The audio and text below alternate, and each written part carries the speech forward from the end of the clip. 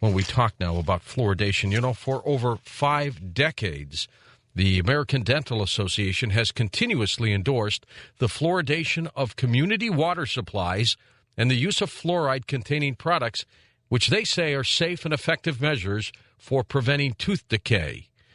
Some say no way. We'll find out why in a moment on Coast to Coast AM.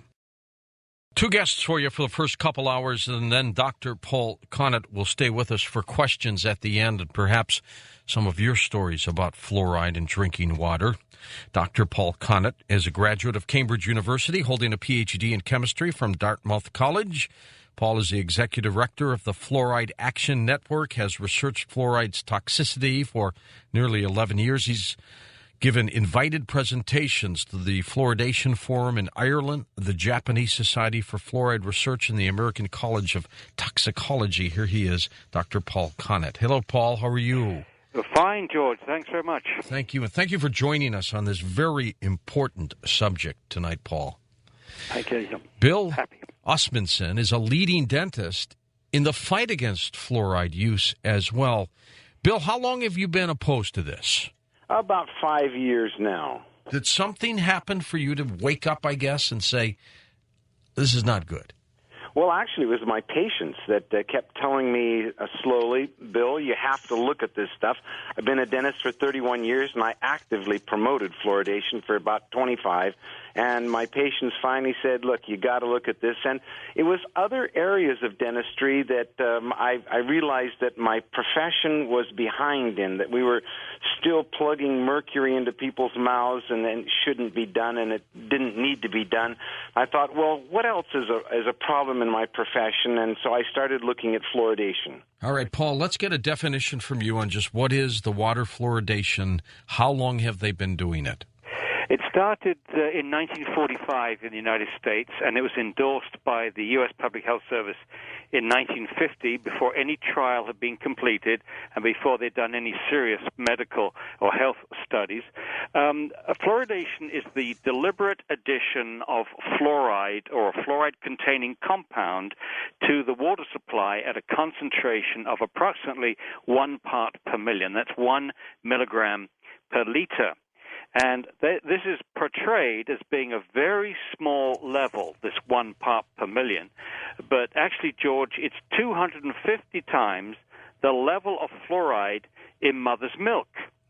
Now, mother's milk, as you know, is the baby's first meal. It's the absolutely perfect balance of minerals and proteins and everything else that the baby needs for growth of their teeth, bones, and everything else.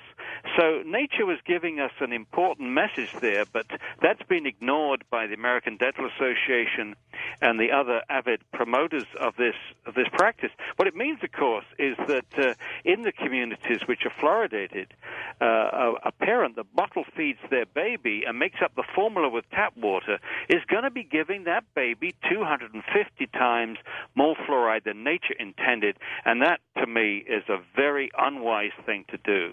How did this idea come about, Paul? Well, for about 30 years, at the beginning of the 20th century, they were trying to understand what it was that was causing this strange mottling and discoloration of the teeth in states like Colorado and Texas and Arkansas, Arizona. And eventually, by 1931, 3 different researchers determined that what was causing this discoloration, mottling of the teeth, was fluoride in the water. And that's when they changed the name from dental mottling to dental fluorosis, which literally means poisoning of the teeth by fluoride. And it is, in fact, the first visible sign that the body has been poisoned. Now, wait a minute. I'm a little confused here, Paul, because you're saying that originally they spotted things wrong with teeth in these several states, Absolutely. And they blame the fluoride, but now they're putting the fluoride in the water because they think it helps our teeth? Well, yes, but the dentists that were doing this research in the 30s were puzzled by the fact that even though these teeth looked awful, they were black or brown and horrible-looking teeth, they were very surprised that the tooth decay in these children was not high.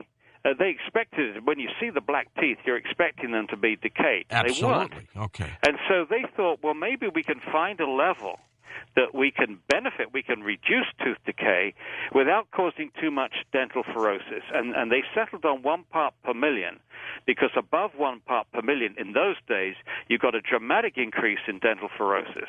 But at the same time, you kind of got this reduction in tooth decay, and that kind of plateaued out about, it didn't get much more benefit above 1 part per million. But now, one half of this experiment has not panned out, because now in America, 32% of children have dental fluorosis. Not 10%, but 32%, and including children in non-fluoridated communities. So the simple fact is that we're getting fluoride from many more sources today that we didn't have in 1945, and right now our kids are being overexposed to fluoride, not underexposed to fluoride. Paul, how do they produce fluoride? How do they make it? Well, about 90% of the fluoride that is added to water comes from the scrubbing systems of the phosphate fertilizer industry. This is true. It sounds bizarre. I heard this years ago, and I couldn't believe it.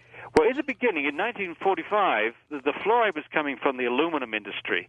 But today, the aluminum industry is anxious to keep hold of the fluoride and make synthetic cryolite, which they need in the production of aluminium. But today, most of it's coming from the phosphate fertilizer industry. And for about 100 years, the gases that were liberated when you treat the phosphate rock with sulfuric acid, two nasty gases, hydrogen fluoride and silicon tetrafluoride, they were really devastating the local environment. They were ruining the vegetation, the citrus groves, and the cattle were crippled near these plants. Eventually, the regulatory agencies said, you've got to scrub this stuff. You've got to put on air pollution control devices and capture those gases. And it was very simple. All they had was a spray of water. And this spray of water produces a compound called hexafluorosilicic acid.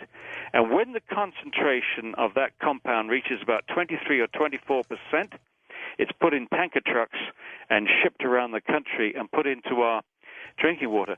Ironically, they're not allowed to put that into the sea by international law. They can't dump it locally because it's far too concentrated, and it costs money, of course, to send it to hazardous waste treatment facilities. However, if you can persuade somebody to buy a hazardous waste product, hazardous waste, it no longer is classified as a hazardous waste or regulated as a hazardous waste. It's now regulated as a product, as a commercial product. And so basically, water fluoridation represents two extraordinary activities. One, it represents a way of getting rid of hazardous waste, one. And two, it is using the water supply to deliver medication, which is an incredibly extraordinarily unusual practice. We've only done it once before. We did it with iodine because of goiter and iodine deficiency. But after a very short time after putting iodine in the water, people were coming down with hyperthyroidism, and they stopped. So this is the only time, essentially, that we've used the public water supply to deliver medicine. We put a lot of chemicals in water, but those chemicals are to make the water safe to drink, to kill the bacteria, and so on. But you're literally using the water supply to deliver medication. And, of course, that's a terrible way of delivering medication because you can't control the dose. You can control the concentration at the waterworks. The engineers can make sure it's 1 part per million most of the time. There have been accidents. But you can't control the dose because you can't control how much water people drink, and you can't control how much fluoride they're getting from other sources. And as I've said, we have the evidence now that kids are being overexposed because the dental fluorosis rates are over the moon. Okay, now, Bill, Dr. Osmundson, you said for years you promoted fluoridation. How did you get pulled in on thinking and believing that it worked? You know, when I was in school, of course, the dental school, they taught us that it was effective and safe and all the rest of that. And I had questions, but they gave reasonable responses. And when I was out in practice, the town that I lived at had fluoridated water in it, and the surrounding community did not. And people would come in with complaints, and I'd say, but I see the benefit on people's teeth. that there's a benefit from the fluoridation. And so I had a little game with my employees, and I'd say, okay, I'm going to tell you where the address is, or rough address is, whether they're getting fluoridation or not, of the next few patients that come on in.